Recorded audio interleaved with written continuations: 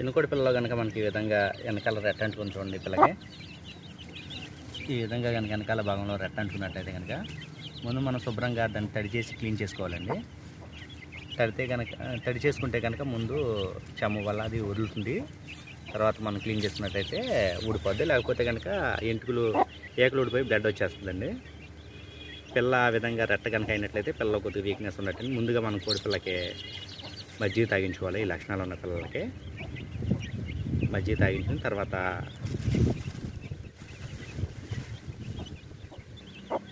Tetracycline అనేది ఏదైనా కొద్దిగా కలుపుకొని నీటిలో టెట్రాసైక్లిన్ మిక్స్ చేసుకుని ఇచ్చినట్లయితే కనుక, అదేవిధంగా మజ్జిగలో కూడా మనం కొద్దిగా టెట్రాసైక్లిన్ కానీ టెట్రామిషన్ ట్యాబ్లెట్లు అలాంటివి ఏమైనా కొద్దిగా పొట్టి రూపంలో మజ్జిగలో కల్పించుకోవడం వల్ల మన పిల్లల్లో చాలా వరకు రికవరీ అవుతాయండి.